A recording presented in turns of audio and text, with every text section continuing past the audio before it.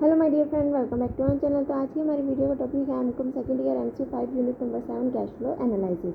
सबसे पहले हम ये देखते हैं कि इस यूनिट के अंदर हमें कौन कौन से टॉपिक कवर करने हैं ताकि हमारा कोई भी टॉपिक जो है वो रह ना जाए। ठीक है, तो सबसे पहला टॉपिक है need for cash flow statement. इसमें हम कैश फ्लो स्टेटमेंट के बारे में ही जानेंगे। तो सबसे फर्स्ट टॉपिक है कि क्यों हमें कैश फ्लो स्टेटमेंट को बनाने की ज़रूरत होती है। ठीक है, क्या नीड है। सेकंड टॉपिक आता है cash flow statement versus other financial statement. Cash flow statement और अदर फाइनेंशियल स्टेटमेंट में क्या डिफरेंसेस है। ठीक है, उसके बाद जो नेक्स्ट टॉपिक आता है वो आता है preparation of cash flow statement की। कैश फ्लो स्टेटमेंट को हम किस तरीके से प्रिपेयर करेंगे। सबसे पहले हमने नीड को जान लिया, क्यों कैश फ्लो स्टेटमेंट को बनाया जाता है। उसके बाद हमने ये देख लिया कि कैश फ्लो स्टेटमेंट और बाकी अदर फाइनेंशियल स्टेटमेंट में क्या डिफरेंसेस है। इसके बाद हम ये देखेंगे कि किस तरीके से कैश फ्लो स्टेटमेंट को प्रिपेयर किया जाता है, कौन कौन से सोर्सेज होते हैं, क्या क्या यूजेस होते हैं। उसके बाद असर्टेनिंग कैश फ्लो ऑपरेशंस। ठीक है, ये दो टॉपिक हम इसमें कवर करेंगे कैश फ्लो स्टेटमेंट को प्रिपेयर करने के लिए। उसके बाद नेक्स्ट टॉपिक आता है preparation of cash flow statement. इसके बाद आता है regulations relating to cash flow statement. Cash flow statement से रिलेटेड क्या रेगुलेशंस जो है वो बनाई गई है गवर्नमेंट के द्वारा। ठीक है, तो या फिर हमारे आईसीआई के द्वारा क्या जो है स्टेटमेंट बनाई गई है। इसके बाद आता है कैश फ्लो स्टेटमेंट के क्या फॉर्मेट्स है। Cash flow from operating activities, cash flow from investing and financing activity, uses of cash flow statement and last topic है differentiate between fund flow and cash flow analysis. तो जैसे कि हम जानते हैं कैश फ्लो स्टेटमेंट जो होती है उसके अंदर सारी की सारी कैश फ्लो, कैश से रिलेटेड ट्रांजेक्शन को रिकॉर्ड किया जाता है। कैश का इनफ्लो, कैश के आउटफ्लो के बारे में बात की जाती है। ठीक है, लेकिन अदर जो भी हमारी बाकी फाइनेंशियल स्टेटमेंट होती है उसमें जो हमारी नॉन कैश आइटम्स है उनको भी इंक्लूड किया जाता है और कैश आइटम्स उनको भी इंक्लूड किया जाता है। बेसिकली मेन काम यही होता है कैश फ्लो स्टेटमेंट का कि हम ये पता चल सके कि एक पीरियड के अंदर, एक पर्टिकुलर पीरियड में, चाहे वो फाइनेंशियल ईयर चाहे वो कैलेंडर ईयर, तो हमारे बिजनेस में कितना कैश अवेलेबल है, कितना कैश का आउटफ्लो हो रहा है, कितना कैश का इनफ्लो हो रहा है। ठीक है, तो ये सारी चीज़ें ही हम क्या करते हैं मेनली जानते हैं कैश फ्लो स्टेटमेंट में। कैश फ्लो स्टेटमेंट को बनाने के लिए दो फॉर्मेट यूज़ किए जाते हैं। एक तो आता है हमारा डायरेक्ट फॉर्मेट, एक आता है हमारा इनडायरेक्ट फॉर्मेट। ठीक है, डायरेक्ट फॉर्मेट की अगर हम बात करें तो डायरेक्ट फॉर्मेट के अंदर जो भी होते हैं हमारे ऑपरेटिंग इनकम को निकाला जाता है, ऑपरेटिंग एक्टिविटी को कंसीडर किया जाता है। यहाँ पे जो नॉन ऑपरेटिंग इनकम्स है या फिर नॉन कैश आइटम्स है उनको कंसीडर नहीं किया जाता, सिर्फ और सिर्फ कैश आइटम्स को कंसीडर करके ही हम कैश फ्रॉम ऑपरेटिंग एक्टिविटी को निकालते हैं। उसके बाद जो हम सेकंड मेथड की बात करते हैं, इनडायरेक्ट मेथड, जो कि बहुत ज़्यादा यूज़ किया जाता है, जो कि हम अपने स्टार्टिंग की क्लासेस से पढ़ते आ रहे हैं, 11th-12th से पढ़ते आ रहे हैं कि हम बेसिकली इनडायरेक्ट मेथड का ज़्यादातर यूज़ किया जाता है। इनडायरेक्ट मेथड के अंदर 3 अकाउंट को सेपरेटली प्रिपेयर किया जाता है। Cash flow from operating activity, cash flow from investing activity और cash flow from financing activity. जो भी हमारा cash flow from operating activity होता है उसके अंदर प्रॉफिट एंड लॉस अकाउंट की जितने भी आइटम्स होते हैं उसको शो किया जाता है। Cash flow from operating activities और फाइनेंसिंग एक्टिविटीज़। ठीक है, cash flow from investing activity और cash flow from financing activity, इसके अंदर हम बैलेंस शीट की आइटम्स को कंसिडर करते हैं, बैलेंस शीट की आइटम को इसमें लेके चलते हैं। जो भी हमारी cash flow from investing activity होता है उसके अंदर हम असेट साइड के जो भी हमने फिक्स असेट्स को परचेज किया या फिर सेल किया उस सारी चीज़ों को मेंशन करते हैं इन्वेस्टिंग एक्टिविटी में। और जो हमारी फाइनेंसिंग एक्टिविटी है, cash flow from financing activity, उसके अंदर हम बैलेंस शीट की लायबिलिटी साइड को ही कंसिडर करते हैं जहाँ पे इक्विटी, डिबेंचर्स, लोन्स वगैरह को देखा जाता है। ठीक है, और जो हमारी कैश फ्लो स्टेटमेंट बनाई जाती है इनडायरेक्ट एक्टिविटी के अंदर वो हमारी नेट प्रॉफिट से स्टार्ट की जाती है। ठीक है, और ये एंड कब की जाती है, एंड की जाती है कि हमारे पास क्लोजिंग बैलेंस ऑफ कैश कितना है। ठीक है, तो यही सारी चीज़ें हम पढ़ने वाले हैं, तो एक एक करके सारी चीज़ों को हम समझते हैं क्या है। Cash flow is reasonably simple and easy to understand and hence often use as a way to test the real profitability of the firm. Cash flow statement जो होता है बहुत ज़्यादा सिंपल है बनाने के लिए, क्योंकि यहाँ पे सिर्फ कैश से रिलेटेड ट्रांजेक्शन को जो है मेंशन किया जाता है, कैश का कितना इनफ्लो हुआ, कैश का कितना आउटफ्लो हुआ। तो इससे हमें एक्चुअली में पता चल जाएगा कि हमारे ऑर्गेनाइजेशन में हमारे बिजनेस का रियल प्रॉफिट क्या है। एक एग्जांपल दिया हुआ है ताकि अच्छे से समझ आ सके।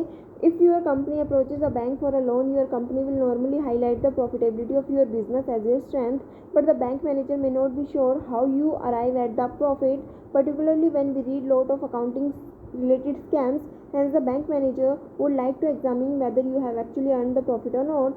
So cash flow statement will be useful to examine whether the profit are realized, and if so, to what percentage of profit of a firm has realized. In other words, a company that shows high level of profit need not be liquid in cash. तो cash flow statement क्या होता है ना कि अगर एक company की बात करते हैं, वो बैंक के पास जाती है लोन लेने के लिए और बैंक से लोन लेती है। तो बैंक क्या करती है, लोन देने के लिए पहले सारे के सारे अकाउंट को चेक करती है, ये देखती है कि क्या ये पर्सन लोन ले रहा है तो फ्यूचर में क्या ये लायबल है कि हम हमारे लोन को जो प्रिंसिपल अमाउंट और जो इंटरेस्ट है वो रिपे कर सकता है या नहीं कर सकता। ठीक है, ये देखा जाता है। लेकिन आज के समय में बहुत सारे अकाउंट से रिलेटेड स्कैम आ चुके हैं। हर कोई जो है अपने ज़्यादा से ज़्यादा प्रॉफिटेबिलिटी को दिखाता है। तो एक कंपनी ये कंफर्म करना चाहती है कि एक्चुअल में इस कंपनी ने जो हमारा बैंक है, बैंक मैनेजर वो ये कंफर्म करता है कि एक्चुअल में इस कंपनी ने प्रॉफिट अर्न किया है या नहीं किया। तो वो जानने के लिए, वो जेन्युइननेस जानने के लिए कंपनी की जो कैश फ्लो स्टेटमेंट है उसको चेक किया जाता है, ताकि पता चल सके कि एक्चुअली में कंपनी ने प्रॉफिट अर्न किया है या नहीं किया। अगर किया है तो कितने परसेंटेज ऑफ प्रॉफिट अर्न किया। इसके लिए कंपनी को जो है अपने पास कैश रखना ज़रूरी नहीं है कि कंपनी की प्रॉफिटेबिलिटी अच्छी होनी चाहिए, ये ज़्यादा इंपॉर्टेंट है। ठीक है, ज़रूरी नहीं है कि कंपनी का जितना भी प्रॉफिट है वो कैश की फॉर्म में हो। ठीक है, तो ये था हमारा कैश फ्लो स्टेटमेंट क्या होता है और क्यों इसको प्रिपेयर किया जाता है। कैश फ्लो स्टेटमेंट की रिक्वायरमेंट सिर्फ बैंक्स को नहीं होती बल्कि सप्लायर्स को भी होती है, जो एक कंपनी को क्रेडिट पर सामान देते हैं। हो सकता है कि कंपनी के पास इतना कैश इमीडिएटली अवेलेबल ना हो, तो कंपनी क्या करती है समटाइम जो क्रेडिट पे सप्लायर से सामान को ले लेती है। तो वो लोग भी क्या करना चाहते हैं, जानना चाहते हैं, इन्वेस्टर्स जो कंपनी में इन्वेस्ट करते हैं वो भी कंपनी की प्रॉफिटेबिलिटी को जानना चाहते हैं, उस कंपनी के बारे में जानना चाहते हैं। तो बेसिकली उनको ये नॉलेज कहाँ से मिलती है, कैश फ्लो स्टेटमेंट से। तो supplier of the goods will also be interested to examine the cash flow statement of the company before supplying goods to on credits. उसके बाद आता है investor who have no control on the management will also be interested in examining the cash flow to supplement his or her analysis on profitability of the business. इसी तरीके से जो investor है उनका कोई कंट्रोल नहीं होता मैनेजमेंट की एक्टिविटीज़ पे, एक कंपनी की मैनेजमेंट जो होती है उस पर कोई कंट्रोल नहीं होता। तो इन्वेस्टर भी जानना चाहते हैं कि कंपनी का प्रॉफिट क्या है, क्योंकि उन्होंने एक बिजनेस में इन्वेस्ट किया है, रिस्क लिया है, साथ ही साथ क्यों रिस्क लिया, ताकि वो अच्छा अमाउंट ऑफ प्रॉफिट अर्न कर सके, इसलिए वो भी जानना चाहते हैं कि कंपनी कैसा परफॉर्म कर रही है।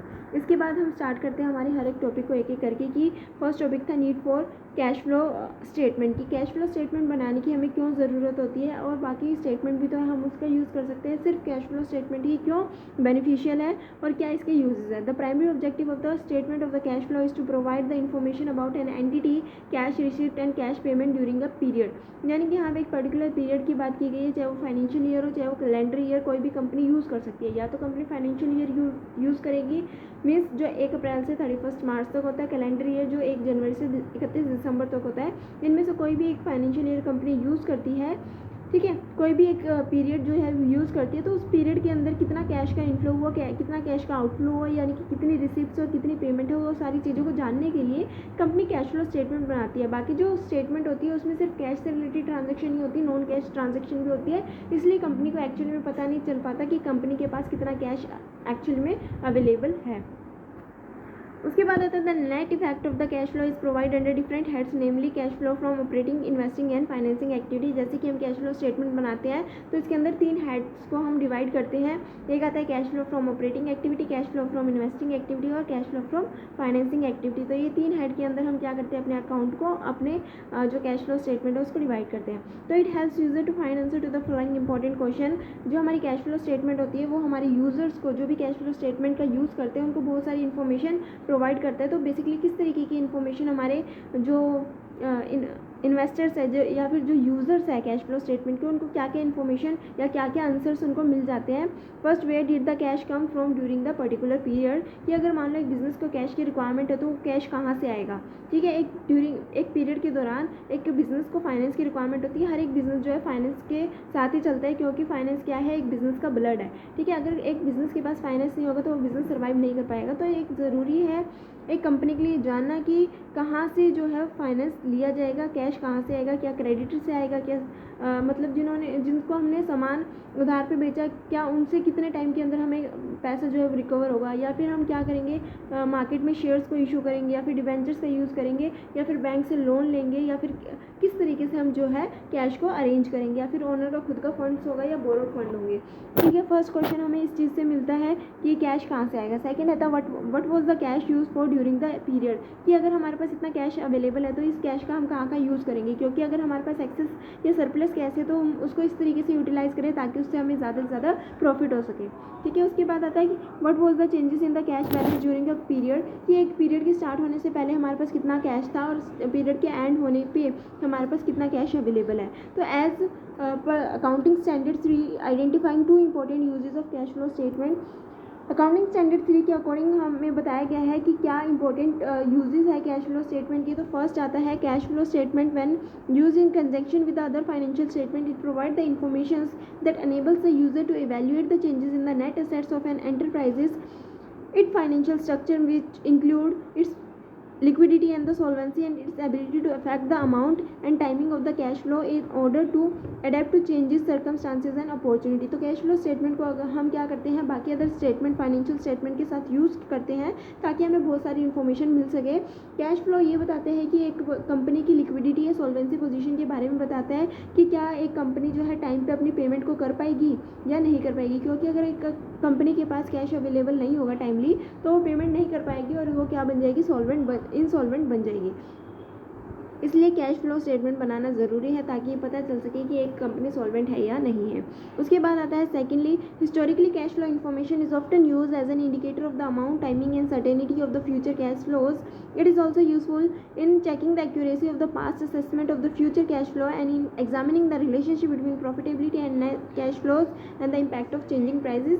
पहले क्या होता था, जो हमारी कैश फ्लो स्टेटमेंट है उससे हमें ये इन्फॉर्मेशन मिलती थी कि क्या किस टाइम पे हमें कैश अवेलेबल होगा, यानी कि आज हमने किसी को क्या दिया, उधार दिया, तो हमने कहा 3 महीने का टाइम दिया कि 3 महीने बाद आप हमारा पैसा हमें दे देना, तो हमें एक 3 मंथ्स के बाद हमें पैसा मिलेगा। तो कितने टाइम बाद हमें कैश अवेलेबल होगा ड्यूरिंग द ईयर, किस टाइम पीरियड पे हमारे पास कैश ज़्यादा होगा, किस टाइम पीरियड पे कैश कम होगा।